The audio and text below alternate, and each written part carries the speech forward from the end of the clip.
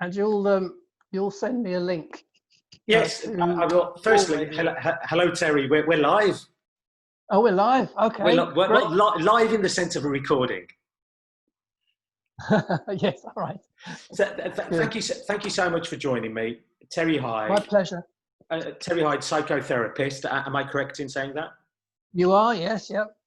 Can you tell us a little bit about yourself and perhaps what you do, just so that we get an idea? Okay, a psychotherapist is similar to a counsellor. I do counselling. Counsellors don't go necessarily, some do, as deep. So I work with the unconscious, and these are the triggers that come out in symptoms for people. So it's the way people react. We as adults act, but we react as children in a childlike way. So these are triggers from our past, our upbringing, what's happened to us when growing up, or even as adults, what has happened to us. So if someone's had a trauma, been attacked or something like that as an adult, these are the triggers. So they're fearful of things that are going to happen. And that's what creates the anxiety and these triggers within us. And so that is what happens. So in my therapy sessions, I work a two-pronged attack. So I work on the symptoms to make people feel better. That's not by medication, but by ways of reframing the way they think about situations and about themselves. And then I also work on what has happened in the past to create the triggers that have manifested themselves in the symptoms. I mean, that's brilliant. What I was going to say to you, with this current testing time for all of us, with this partial lockdown, lots of anxiety amongst lots of people. And from what I gather, do you work especially with people in the performing arts? Is that what is that your main focus? I do, yes. I do have some general public as it is, but mostly in the performing arts and specifically with dancers, as I used to have a career as a dancer. We will touch on that in terms of you being a dancer. Was it a ballet? Was it a ballet dancer that you were in the past? I started off in ballet, yes, but I went into musical theatre after that. Brilliant. We'll come back to that point. Okay. So in terms of like with this whole lockdown with many performers, it's this whole thing of, you know, you're put on a pedestal, you've got lots of work and it's great. And then suddenly we reach around March and then there's lockdown. Suddenly there's no work. There's the questions, there's the doubt, there's that whole thing even now, uncertainty. Many of us in the industry don't know what's going to happen, how things are going to change.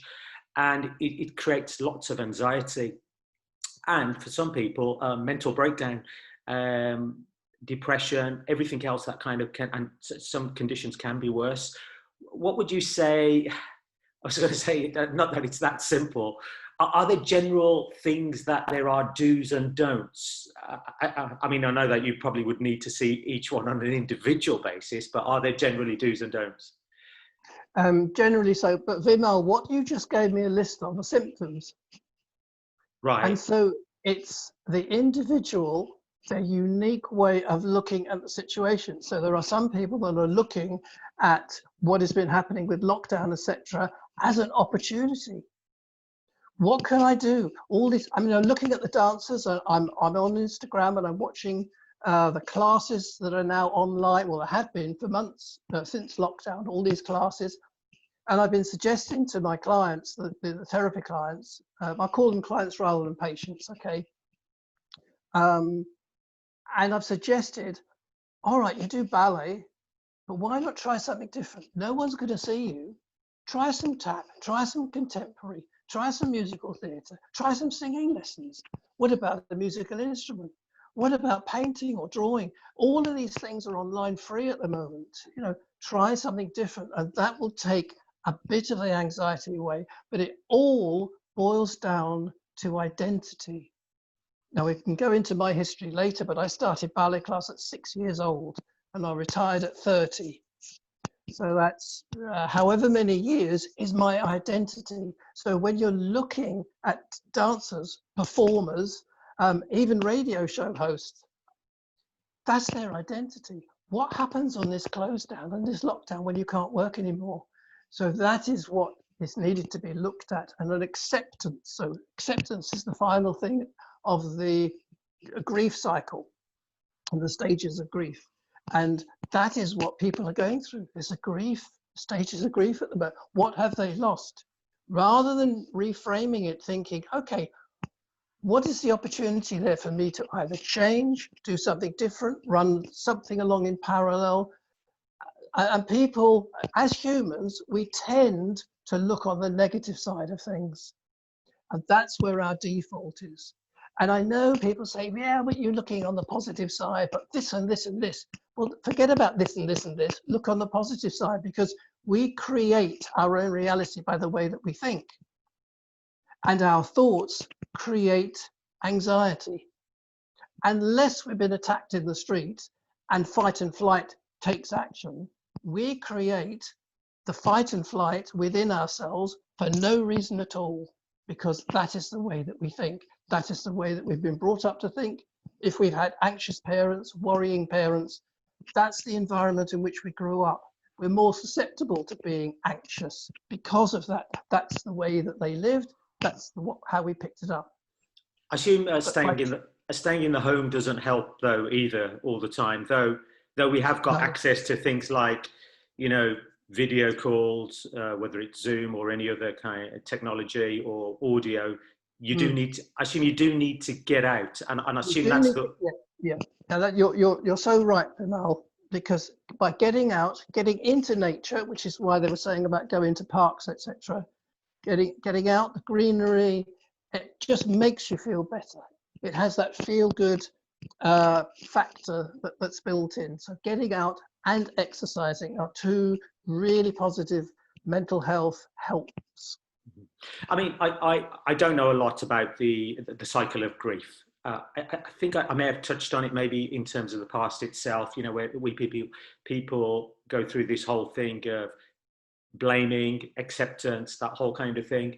Do you think sometimes it can also go back considerably as opposed to moving forward? What happens is that, because you mentioned identity, and maybe what I was kind of questioning is that whereby you talked about an identity in terms of work. So suddenly what may happen during this period, because they've got so much thinking time, their identity goes right down to who they are. So they start questioning their religion, their race, their sexuality, being proud of who they are. Is that just a general thing that most people may go through, or is that just where you are in the stage of that particular cycle itself?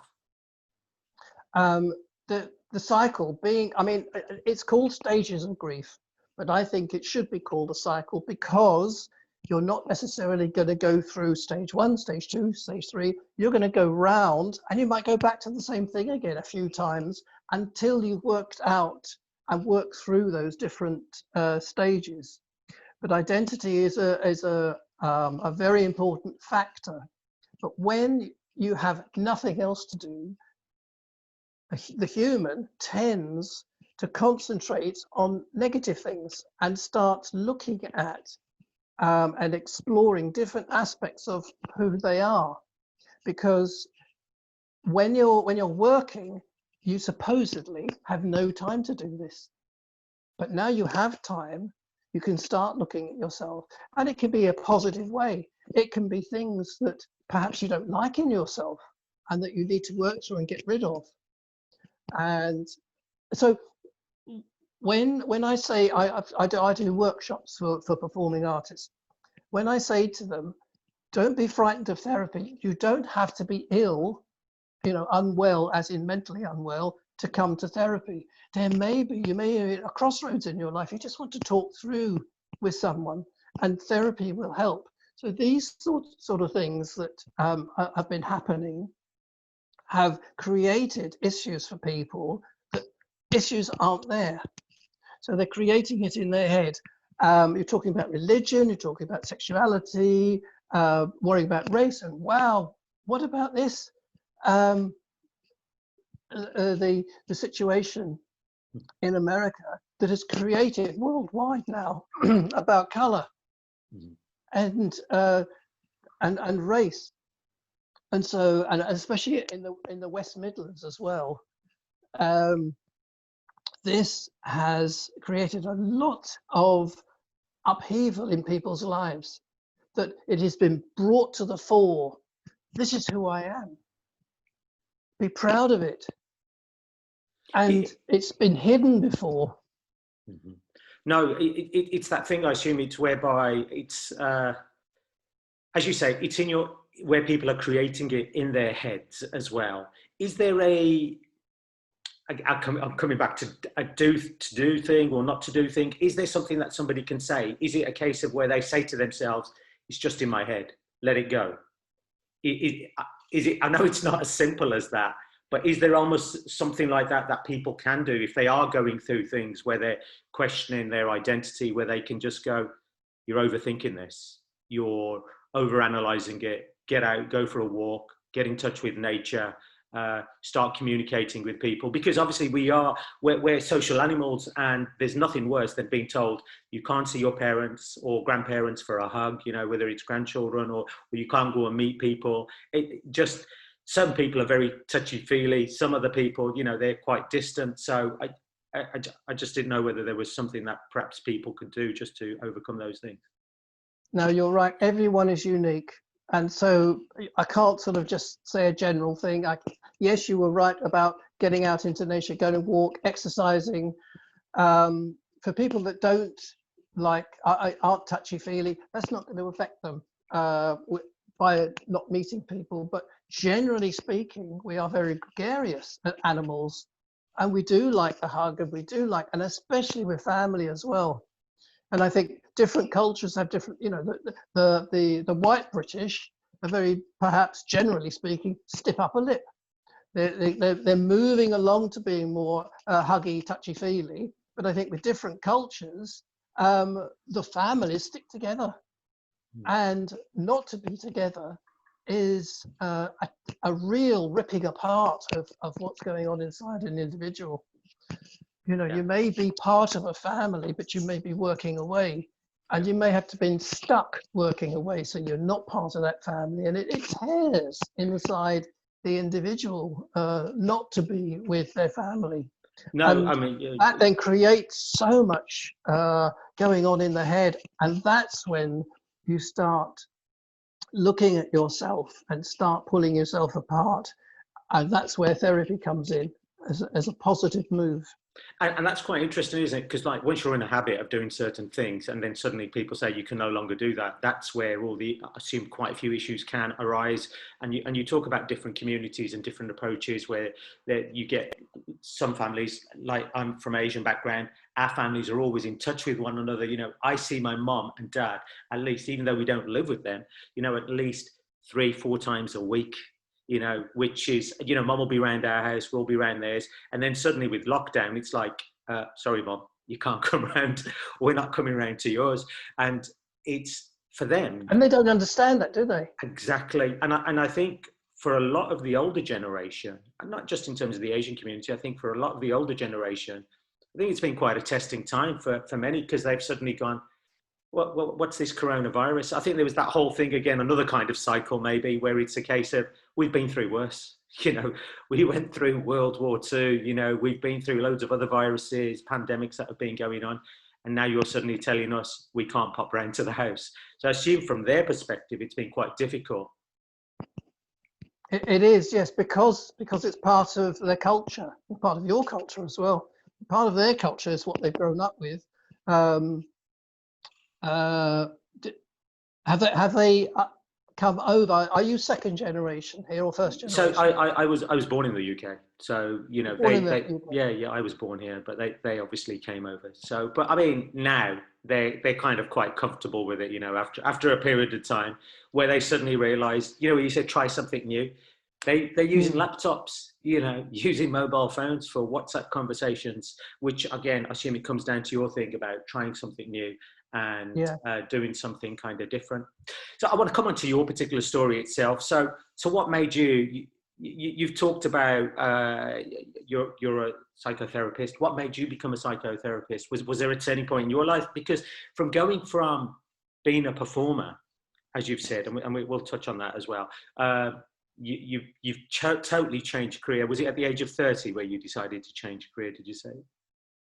Well, yeah, age 30, I had to retire. I had to look after my kids. But what I did then was set up a business management organization and built it up and ran it for 15 years. And that was looking after people in show business. But during the meetings I had with the clients, and this is in business management, not in therapy, they would offload on me. I just didn't know what to do with all of this stuff.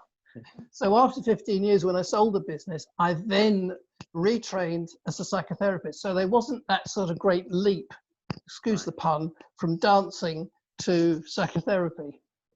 Okay. And there was that transition where I was really interested in the psychology of people offloading. Why me? Why were they offloading on me? You know, have I got this personality that attracts people to offload? And obviously I had. I'm a listener.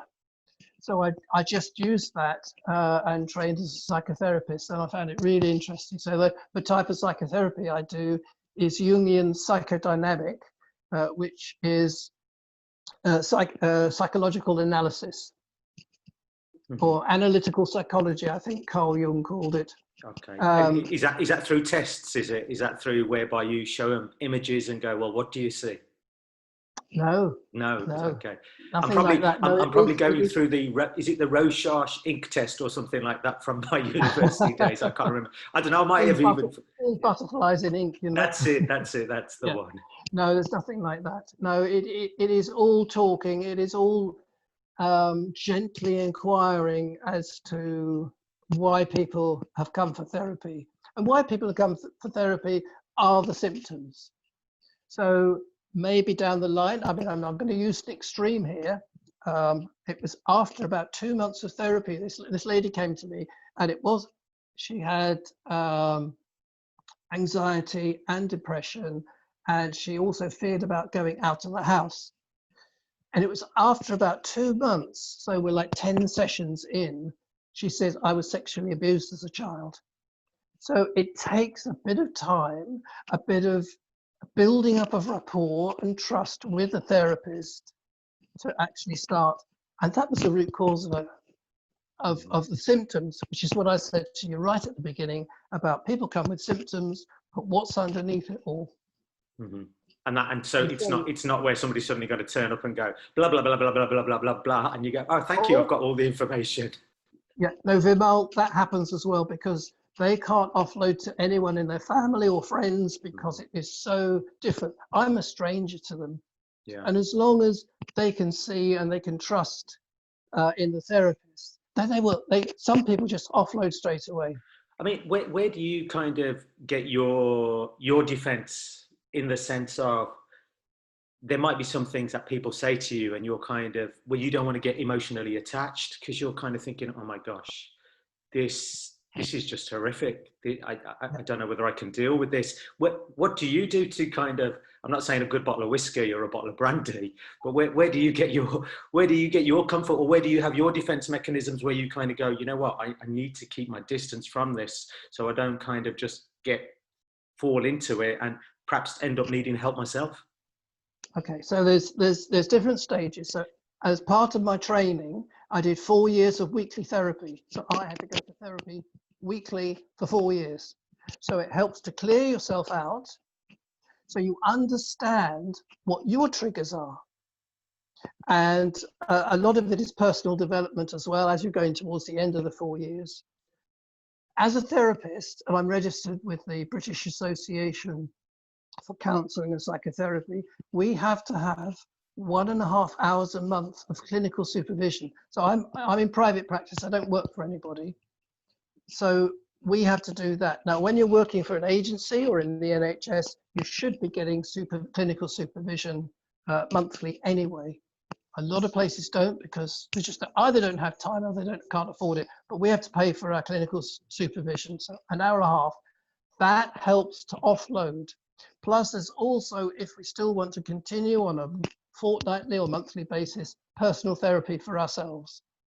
So when you're in a therapy session and you're hearing horrendous things, you set yourself aside and you become a clinician. And you listen to it, not necessarily in a cold way, because there has to be empathy there. there has to be an understanding of what the client is or has been going through. And from that point of view, you need to set yourself aside. You hold on to it. Now, there's a thing called transference and countertransference. Transference is when unconsciously the client recognizes something in the therapist that triggers them. Now, that is important in therapy, to be able to get the client to talk about what it is. What do I look like? Someone that abused them as a child or as an adult? Or do I sound like, do the words that I use sound like? And that could be a trigger for them. And if they can work through that, that is so important. That's the key. On the other hand, countertransference is what is happening to the therapist in the therapy session when it triggers something off in the therapist that the client has said.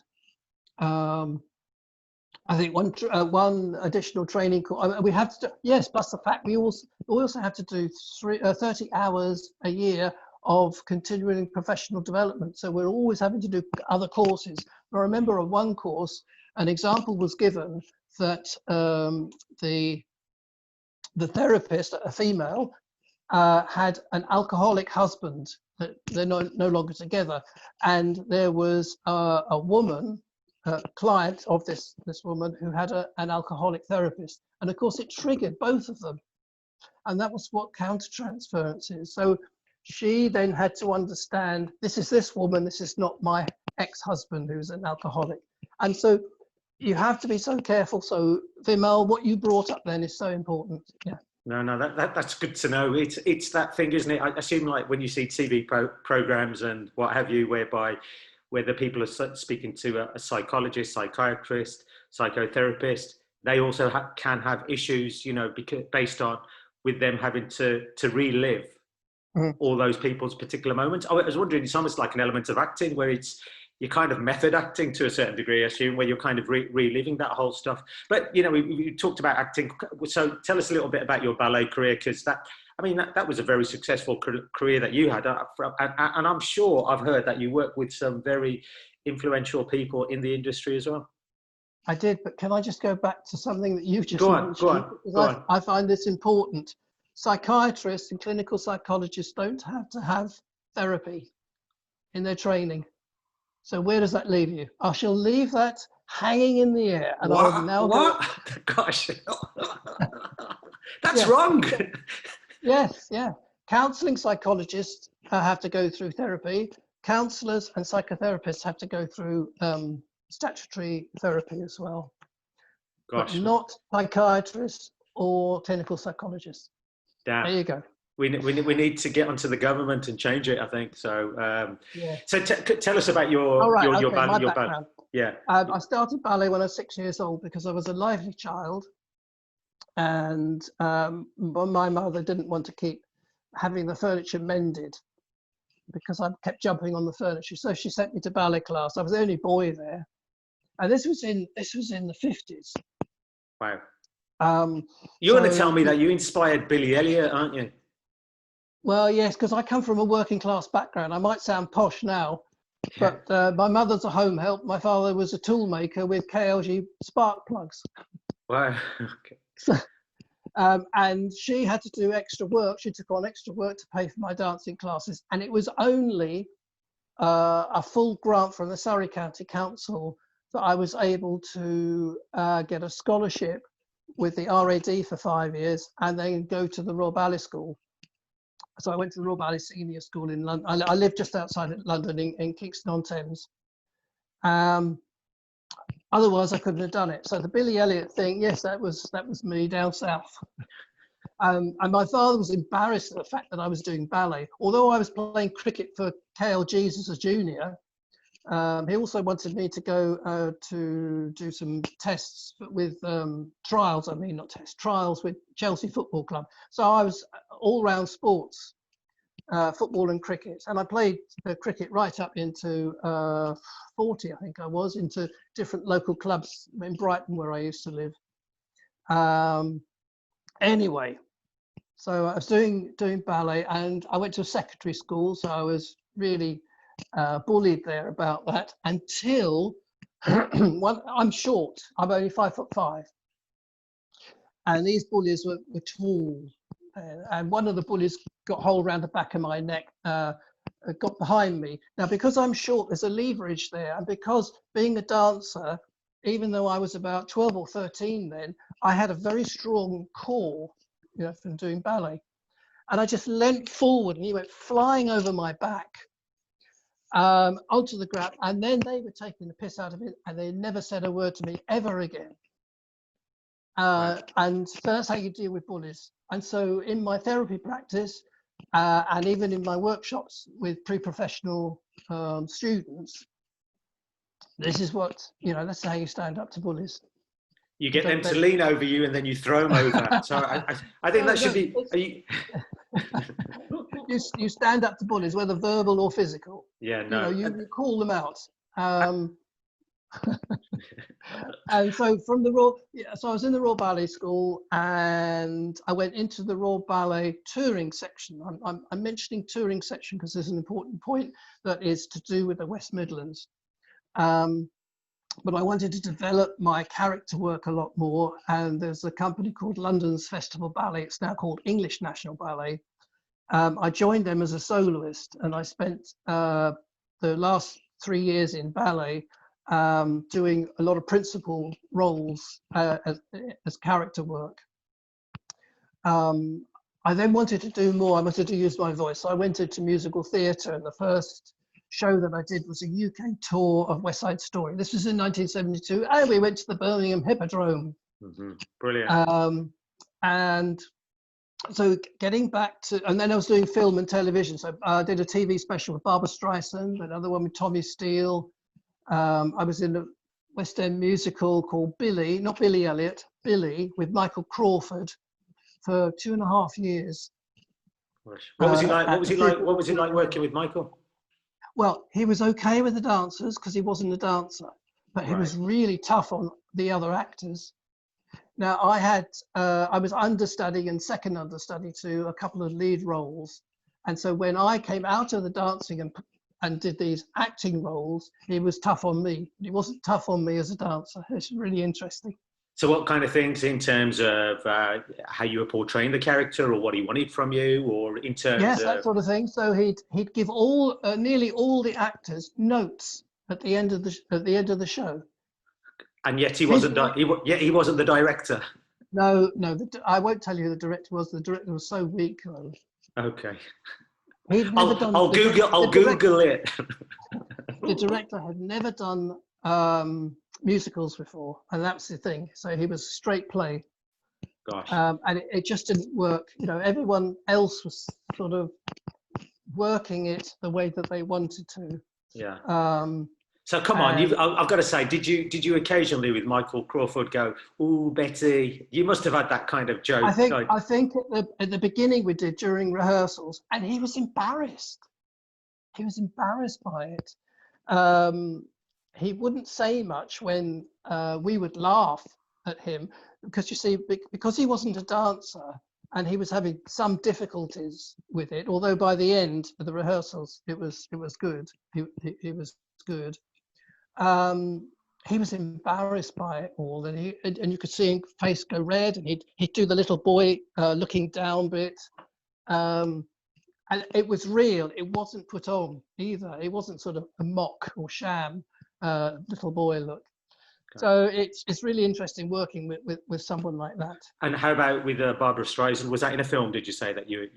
No, it was a TV special. It was called Barbra Streisand and Other Musical Instruments, and she had 6 dancers, 6 male dancers, no females at all in the TV show,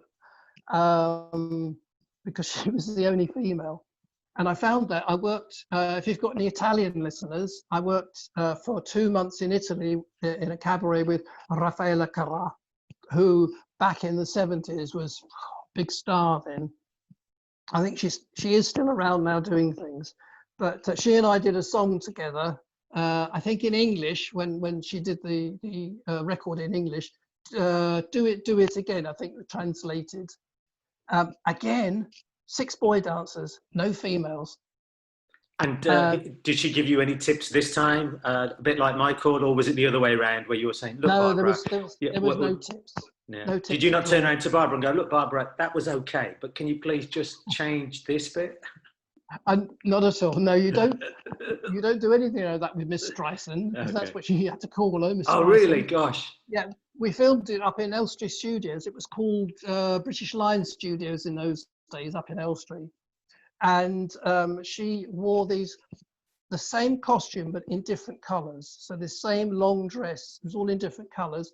And the producer did a board, probably about half an A3, to hang around her when she went to the canteen, and it said on this board, "Do not feed this animal." She had to wear this because it was so skimpy and tight.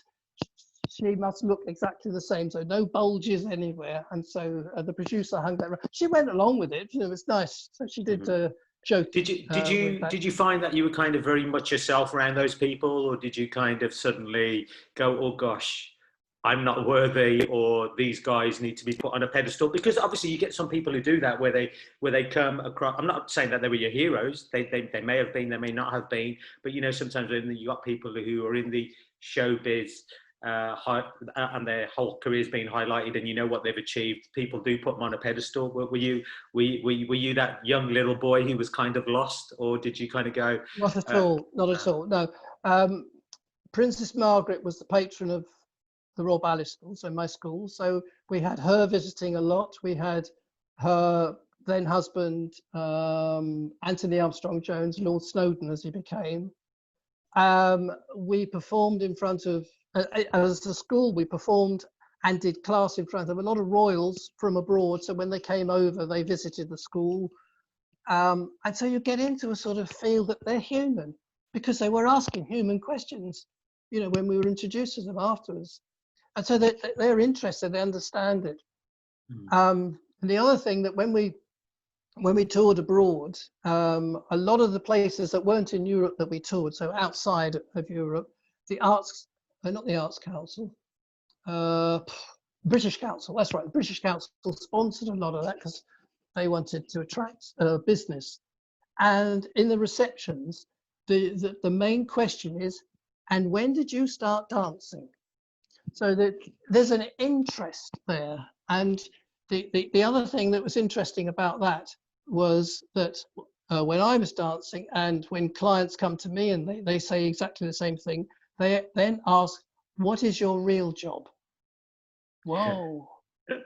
You know, you do 8 shows a week. Is there time to do another job? Well, you've got a real job now as a psychotherapist Oh anyway. yeah, So yeah, that's my day job. that's your day job. But listen, it's been Yeah. so lovely chatting to you, Terry. I really appreciate you taking time out. Where can people contact you, or if they want more information, have you got a website? What you want? Yep. Okay. So my website is www.counsellingfordancers.com. I have an Instagram account, and that is at Counselling for Dancers. There's also a business Facebook page with exactly the same tag, at Counselling for Dancers. And there's a Twitter account that I don't use much, and that is slightly different. That's at Counselling Dance, and counselling has only got one L because you can't put so many letters in the tag name. No problems. Well, look, thank you so much for joining us. I really appreciate it. And Not at all, Vimal. I'm gonna get out and start doing some walking, I think, and Yes, enjoy and perhaps do the a ballet bar, gentle ballet bar. That will help you. I think I'm gonna try that. Definitely. Thank you. Okay, bye bye, Vimal. Thank you.